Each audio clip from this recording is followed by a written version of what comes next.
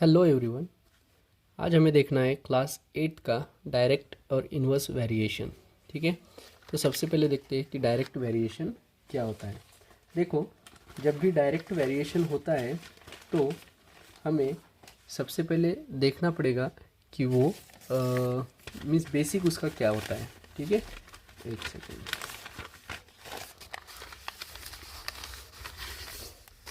Suppose x is directly proportional to y। Okay, variation बोलो proportion बोलो, दोनों का मीनिंग एक ही है और लिखने का तरीका ये होता है x is directly proportion with y।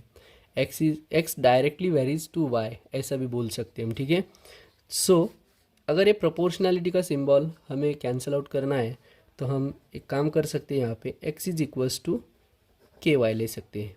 k is any constant of proportionality. ठीक है, ये प्रोपोर्शनैलिटी का सिंबल कैंसिल करने के बाद इक्वल टू के वाई आ जाता है। ठीक है, अगर हमें यहाँ से कांस्टेंट फाइंड आउट करना है means x upon y is the value of k। Means constant क्या आ जाता है, इन दोनों का डिवीजन। ठीक है, अगर x y के डायरेक्ट प्रोपोर्शन में है तो उन दोनों का डिवीजन किया तो वो आ जाता है कांस्टेंट। जैसे कि सपोज x की वैल्यू है 2 और y की वैल्यू है सपोज 10। ओके, एंड यहाँ पे लिखा है 2 is directly proportion with y, यानी कि 2 विथ 10। सो हम क्या कर सकते हैं, यहाँ पे जो कांस्टेंट आने वाला है वो क्या आने वाला है 2/10 यानी कि 1/5। ओके, तो हमें इनके साथ किसी और को चेक करना है कि ये डायरेक्ट वेरिएशन में है या नहीं, तो क्या करना पड़ेगा। सपोज यहाँ पे अगर 3 है, ठीक है, तो सपोज 15 लिया हमने। ओके, सो कांस्टेंट हमें क्या चाहिए 1/5, तो इन दोनों का डिवीजन 1/5 आता है क्या, वो चेक करना है। ठीक है, सो 3/15। ओके, क्योंकि ये डायरेक्ट वेरिएशन में अगर है तो हम ऐसा करते हैं। ठीक है, 3/15 मीन्स 3 1 और 3 5 ये भी क्या आ रहा है 1/5, ये भी क्या था 1/5। मीन्स इन दोनों का जो कांस्टेंट है वो सेम आ रहा है, तो इस सिचुएशन में हम बोल सकते हैं कि ये डायरेक्ट वेरिएशन में है। ओके, और वैसे हमें अभी ये क्वेश्चंस देखना है ट्राई दिस वन के। Check whether the numbers in the following cases varies directly और नॉट। अगर कांस्टेंट आता है x upon y, okay, suppose इनको x बोलेंगे और इनको y बोलेंगे, ये सभी वैल्यूज x की है और ये y की है। ये a नंबर का क्वेश्चन है और ये b अलग है। ठीक है, तो हमें चेक करना है कि ये डायरेक्ट वेरी करता है या नहीं है। तो सबसे पहले देखो, अगर x is directly proportional to y है तो k का वैल्यू क्या होता है x upon y. Okay, so check करो, पहली केस में क्या आने वाला है x upon y 0.4/2। It can be written as, अगर ये पॉइंट हटा दिया तो ये 4 हो जाता है और डिनोमिनेटर में क्या हो जाता है 10 × 2 यानी कि 20, यानी कि क्या होने वाला है 1/5। ओके, सो इन दोनों का डिवीजन आ रहा है 1/5, तो बाकी सबका डिवीजन 1/5 आना चाहिए। आता है तो ये डायरेक्ट वेरी करता है। ओके, नहीं आता तो ये डायरेक्ट वेरी नहीं करता। सो नेक्स्ट देखो, नेक्स्ट है 8/40। 8/40 भी क्या होता है 8 1 और 8 5, ये भी 1/5, ये भी 1/5। आगे देखते हैं। ठीक है, अब तक तो है, आगे का देखते हैं क्या है। तो देन नेक्स्ट 12/60। 12 1 12 5, ये भी 1/5 आ रहा है कांस्टेंट। ओके, देन नेक्स्ट जो है वो 3/15 यानी कि 1/5। सभी की सभी values okay x upon y constant आ रहा है और इक्वल आ रहा है, सेम है। इट मीन्स दैट ये जो a नंबर का क्वेश्चन है वो वेरीज कर रहा है direct. Okay, second question b का सेम सिचुएशन है, x upon y equal to आने वाला है k। सो वैल्यूज पुटअप करेंगे, 3/6 can be written as 1/2। Next 4/7 we can't write it as 1/2, हमें तो चाहिए 1/2, पर 4 2 8 होता है, 7 नहीं होता। सो ये वेरी डायरेक्टली वेरी नहीं करता, हालांकि आगे का करता है 6/12। ओके, ये 1/2 होता है, बट हाँ, आपको जो एक ही क्वेश्चन दिया है, ये बी नंबर का जो क्वेश्चन है वो एक ही है, तो सब होना चाहिए, एक भी नहीं होता। मीन्स ये पूरा का पूरा क्वेश्चन डायरेक्ट वैरी नहीं करता, ठीक है। आगे नहीं भी किया तो भी कोई दिक्कत नहीं है। ए नंबर का जो है वो वैरी करता है, बी नंबर का जो है वो वैरी नहीं करता। नेक्स्ट जो क्वेश्चन है वो है find the missing values given that the following numbers are in direct proportion. अब हमें ये चेक करने की ज़रूरत नहीं है। इस क्वेश्चन में डायरेक्ट क्या बोला है उन्होंने कि ये जो गिवन नंबर्स है ये डायरेक्ट प्रोपोर्शन में है, मीन्स इन दोनों का जो डिवीजन है, ओके, ये कांस्टेंट आने वाला है। मीन्स 4/3 अगर किया तो वही रिजल्ट आएगा आपको ये मिसिंग वैल्यू अपॉन 18 करने के बाद, ठीक है। अगर ये दोनों का रिजल्ट सेम है, ये कहाँ से पता चला हमें, क्योंकि ये गिवन था कि डायरेक्ट प्रोपोर्शन में है, ठीक है। It means that we can write 4/3 is equals to x/18। Actually यहाँ पे मिसिंग वैल्यू थी, हमने क्या लिया, वो x लिया, ठीक है। अब ये दोनों इक्वल इसलिए लिख पा रहे हैं हम क्योंकि वो डायरेक्ट प्रोपोर्शन में है। इट मीन्स दैट बेटा 4/3 करने के बाद जो रिजल्ट आएगा वही रिजल्ट आएगा x/18 करने के बाद। अब हमें x की वैल्यू फाइंड आउट करनी है तो ये 18 को ट्रांसपोज करना पड़ेगा। डिनोमिनेटर में है, न्यूमरेटर में जाएंगे मल्टीप्लिकेशन में। सो क्या होगा, 4 × 18/3 is the value of x now. So 3 के टेबल में 3 1s ओके और 3 6 ओके, बचा हुआ है आपका 4 × 6/1 है, वैल्यू नहीं है वो, डिनोमिनेटर में 1 अगर है तो कोई दिक्कत नहीं है। 4 6 24 equal to x, means x की वैल्यू क्या है 24, मीन्स मिसिंग वैल्यू क्या थी हमारी 24, ओके। सेकेंड क्वेश्चन है, यानी कि बी क्वेश्चन है, ये भी डायरेक्ट प्रोपोर्शन में है। तो हम क्या कर सकते हैं यहाँ पे 8/5 इक्वल्स है 16/y के।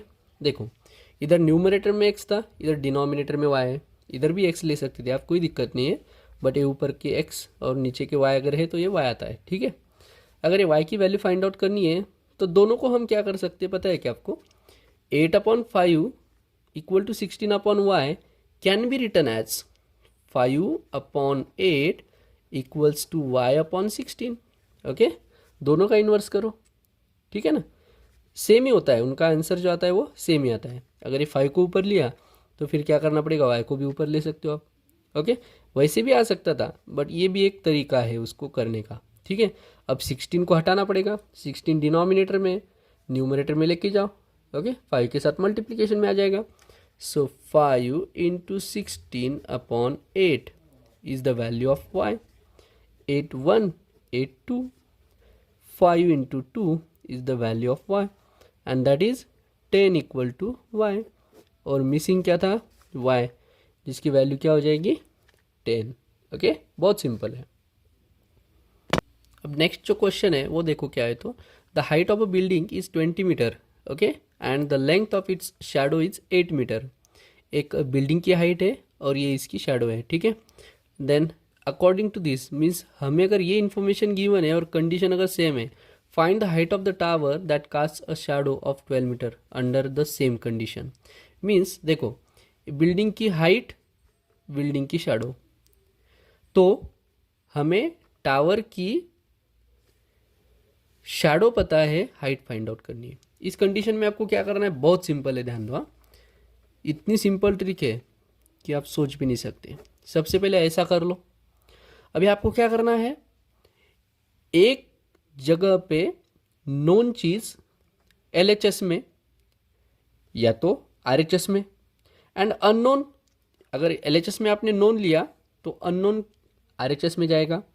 और न्यूमरेटर में सेम सेम होना चाहिए, सेम यूनिट, यानी कि unit in the sense height इधर लिया आपने तो इधर भी हाइट ही आएगा, इधर शैडो लिया तो इधर शैडो आएगा, अगर शैडो ऊपर लिया आपने तो शैडो इधर भी ऊपर ही आएगा, एंड हाइट अगर नीचे लिया तो हाइट नीचे आएगा। हमें फाइंड आउट क्या करनी है, हाइट। फाइंड आउट जो करना है वो ट्राई करो न्यूमरेटर में लेने का, डिनोमिनेटर में भी ले सकते, कोई दिक्कत नहीं है, बट एक स्टेप कम हो जाती है। हमें फाइंड आउट क्या करनी है, हाइट। तो मैं क्या करने वाला हूँ, हाइट अभी न्यूमरेटर में, तो यहाँ पे लिखेंगे हम, ओके, मीन्स हाइट को x मानना है हमें। Let the height of the tower be x, okay, x माना है हमने, तो हाइट को क्या लिया मैंने, ऊपर ले लिया। ओके। तो हाइट बिल्डिंग की कितनी है 20, तो 20 ऊपर आ जाएगा, 20 ऊपर आने वाला है। ओके 20 ये हाइट थी, x हाइट है।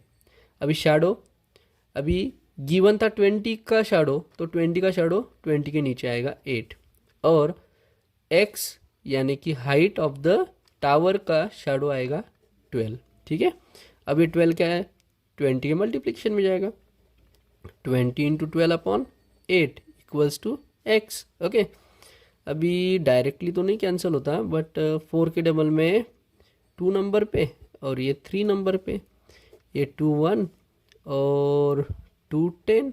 ओके, बचा हुआ है 10 into 3 equal to x, so x equal to 30। Unit क्या था, मीटर, और x क्या था, height. Okay, height of the tower, therefore height of the tower is 30 metre. Okay, अभी देखो सेम कंडीशन है। If weight of 7 books, 7 books का weight 3.5 kg है, तो 500 ग्राम में कितने बुक्स आएंगे। अभी ये क्वेश्चन करते समय आपको एक काम करना पड़ेगा, यूनिट सेम होना बहुत ज़रूरी है। जैसे कि बुक्स है तो इधर भी बुक्स आएगा, और ये केजी है तो ये केजी ही आने वाला है, चाहिए हमें। ओके, नहीं तो एक काम करो, इनको ग्राम करो। ओके, फिर यहाँ पे एक काम करेंगे और फाइंड आउट क्या करना है हमें, how many books, so let number of books जो कि फाइंड आउट करना है बी एक्स। ओके, और इसको कन्वर्ट करेंगे, 3.5 kg मीन्स ग्राम में किया तो 3500 ग्राम, वो ऑन टाइम करेंगे। ठीक है, तो ये कंडीशन तो ऑलवेज वैसे ही रहने वाला है। ओके, जो फाइंड आउट करना है वो ऑलवेज ऊपर लिया करो, और लेफ्ट में भी ले सकते हो, कोई दिक्कत नहीं है। ये एक्स, ये क्या है, नंबर ऑफ बुक्स, तो इधर भी नंबर ऑफ बुक्स आएगा, ये 7 इधर आएगा फिर। ठीक है, देखो ये क्या है, बुक्स, नंबर ऑफ बुक्स, और ये भी नंबर ऑफ बुक्स। अब 7 का कंडीशन 3500 के साथ है, और ये 500 का कनेक्शन इस अननोन वैल्यू यानी कि x के साथ है। ठीक है ना, ये अगर समझ में आ गया तो आपका क्वेश्चन का हल इजीली निकलने वाला है। इसमें क्या क्या ध्यान रखना है, ये देखो ये वेट है, ये भी वेट है, ये नंबर ऑफ बुक्स है, ये भी नंबर ऑफ बुक्स है। दोनों सेम यूनिट वाले न्यूमरेटर में रखो या तो डिनोमिनेटर में रखो। ठीक है, बट कंडीशन ये इधर मत लेके जाओ, फिर आपका आंसर गलत होने वाला है। ठीक है, आपको ये ऐसे ही सिचुएशन, ठीक है, देन ये 500 ऊपर जाने वाले हैं, so x equals to 7 into 500 upon 3500, 0 0 0 0 gets cancel. ये मल्टीप्लीकेशन में प्रोडक्ट फॉर्म है तभी कैंसिल हो रहा है, यहाँ पे अगर प्लस माइनस होता तो कैंसिल आउट नहीं होते। हाँ ठीक है, 5 1 5 7, अगेन 7 7 कैंसिल होने वाले हैं, यानी कि x इक्वल टू 7/7, यानी कि क्या होने वाला है 1। नंबर ऑफ बुक्स मीन्स 500 ग्राम का कितना बुक होने वाला है 1, देयरफॉर 1 बुक वेट जो होगा